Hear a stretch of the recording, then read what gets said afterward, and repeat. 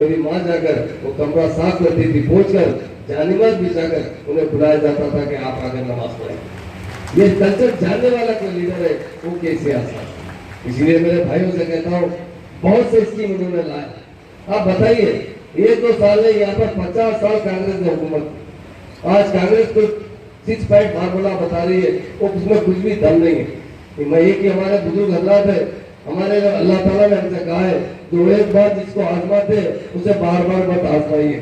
हम देख चुके हैं कांग्रेस को 50 साल, हमें गरीब से गरीब बनाने में कोई पार्टी है तो वो कांग्रेस पार्टी। दूसरी पार्टी बीजेपी तो हम जानते हैं, वो तो हमेशा एंटी एजेंडा बात करती है, उसका एजेंडा ही अलग होता है। मगर हमारे ऑनरेबल सीएम साहब ने जिस तरह तेलंगाना हासिल हुआ, उसके साथ ही उन्होंने मुसलमानों के साथ पहला इंसाफ क्या किया।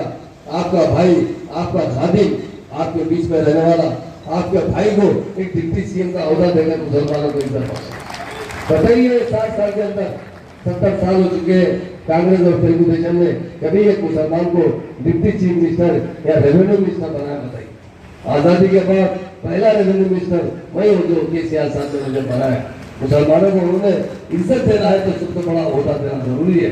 दूसरी मरतबा उन्होंने मुझे होम मिनिस्टर का अहदा दिया, वो आपकी खिदमत के लिए, और उन्होंने उनके साथ किसी एक को वोट दिलाया, एक मुसलमान होम मिनिस्टर महमूद अली को वोट दिलाया, जो आपका खादिम है, आपके बीच में रहकर आपकी खिदमत करना चाहता है। ये होता अमल करके बताना पड़ता है। अभी बहुत से स्कीम बताए, अभी प्रसाद तन्ना भी बताए शादी मुबारक के बारे में, और प्रसाद तन्ना से कहता हूँ मैं तो सब चीज मालूम है। हमारे बड़े बड़े उलमा यहाँ मौजूद है। तेलंगाना बनने के बाद हमारे ऑनरेबल सीएम साहब ने 2,66,000 मुस्लिम बच्चों की शादी की है।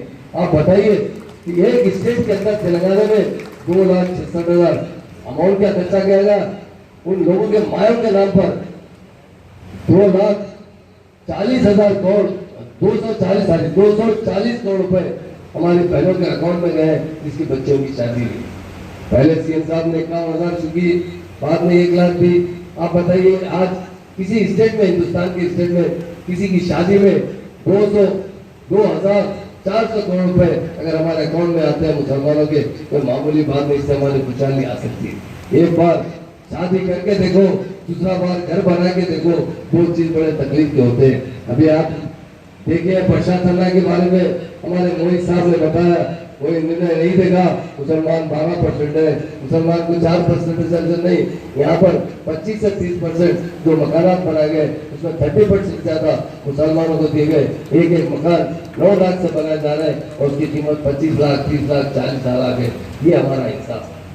प्रसाद तन्ना हमेशा हमारे सीएम साहब के साथ रहते हैं, उनकी हर बात पर ध्यान देते हैं, और हमारे सीएम साहब जब भी कोई बात आती है तो सबसे नहीं पूछते, और प्रसाद तन्ना से जरूर पूछते।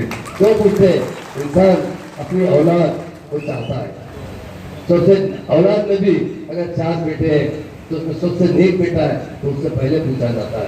तो हमारा प्रसाद तन्ना केसीआर साहब का छोटा भाई है और बहुत नेक छोटा भाई है, जो बहुत प्यार से उन्होंने प्यार करते हैं, और वो आपके एमएलए हमेशा आपके साथ रहेंगे। उसी तरह मैं कहना चाहता हूँ, रेजिडेंशियल स्कूल के बारे में बताया गया। साबिका में 50 साल में कोई रेजिडेंशियल स्कूल नहीं पढ़े।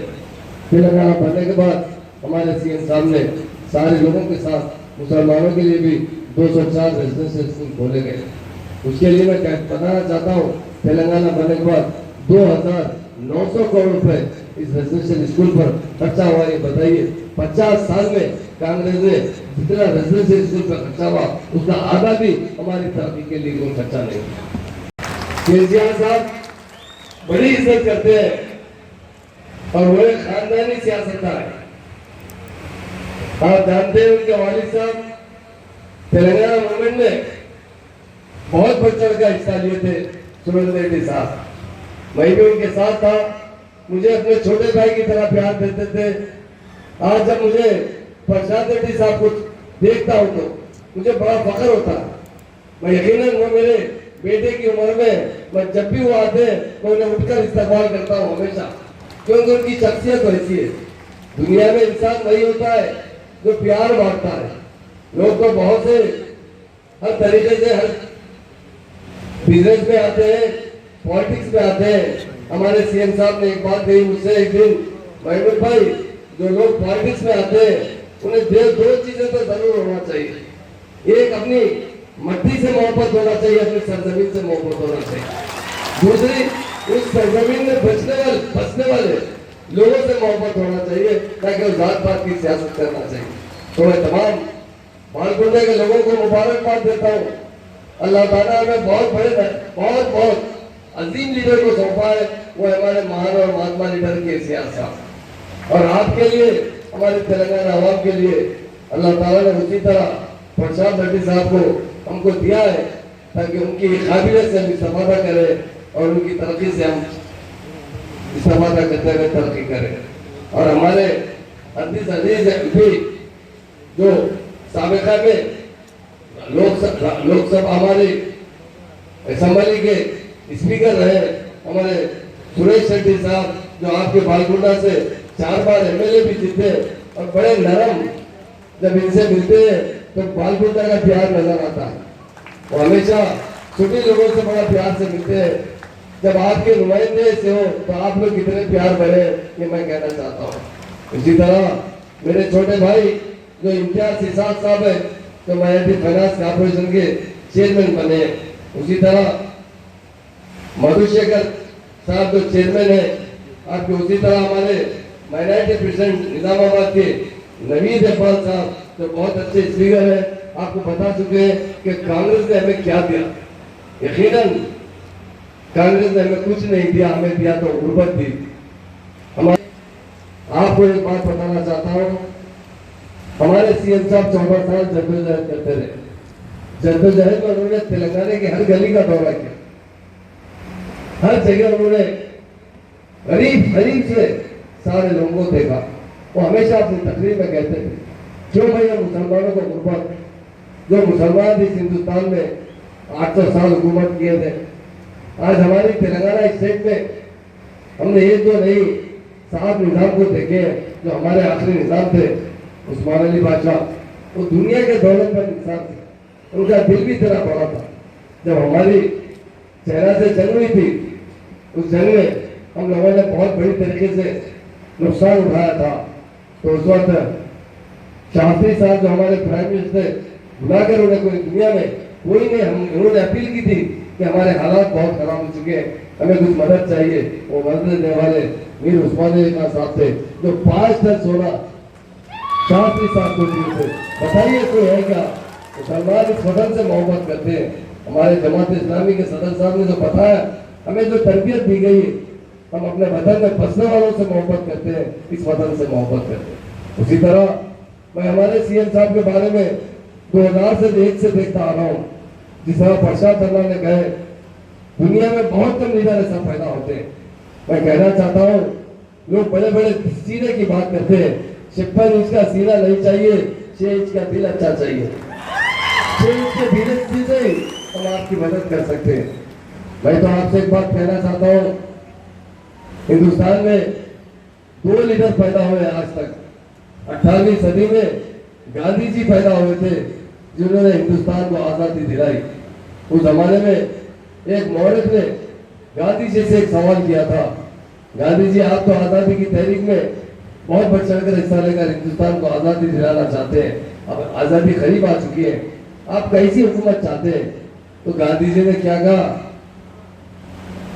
मैं खुलफाए राशिदीन के बारे में बहुत कुछ पढ़ा हूँ, मैं चाहता हूँ हमारे उमर फारूक रज़ी अल्लाह की तरह हुकूमत हमारी भी चाहिए हिंदुस्तान की। आज देखिए उनके साथ जो काम किए आज हिंदुस्तान को बर्बाद कर चुके हैं।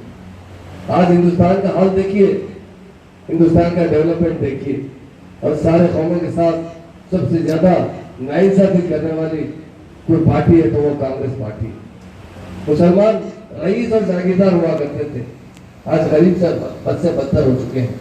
इसलिए तेलंगाना में 14 साल हमारे सीएम साहब ने बड़ी जद्दोजहद की, और इससे पहले भी 1969 में डॉक्टर चिन्नाडी साहब भी तेलंगाना के लिए जद्दोजहद किए थे। उनके जद्दोजहद में 400 लोग पुलिस की गोलियों से शहीद हुए थे, और हमारे महान महात्मा लीडर केसीआर साहब ने एक आदमी को पुलिस की गोली लगने नहीं दी। विदाउट वायलेंस तेलंगाना हासिल करने वाले को लीडर है महान और महात्मा लीडर केसीआर साहब। इसी तरह 18वीं सदी में गांधी जी ने हिंदुस्तान को आजादी दिलाई और बहुत बड़ा तरक्की का एक प्लान बनाया था, मगर वो बेचारे नहीं रह सके, जिसकी वजह से मुकम्मल नहीं हुआ। पर अल्लाह का फजल है, हमारे सीएम साहब भी उसी तरह 18वीं सदी में गांधी जी पैदा हुए थे, 19वीं सदी में वो पैदा होने वाले महान लीडर है वो केसीआर साहब। इसलिए केसीआर साहब यही चाहते हैं कि हमारी स्टेट में सारे लोग खुशहाल रहे, सारे लोग तरक्की करें।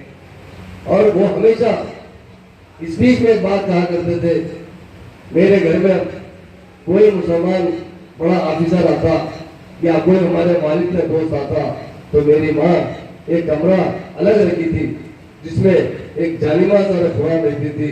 जब कोई बुजुर्ग आते तो कोई नहीं जाता कमरे में, मेरी माँ जाकर वो कमरा साफ करती थी, पोंछकर जानिमाज बिछाकर उन्हें बुलाया जाता था कि आप आकर नमाज पढ़ें।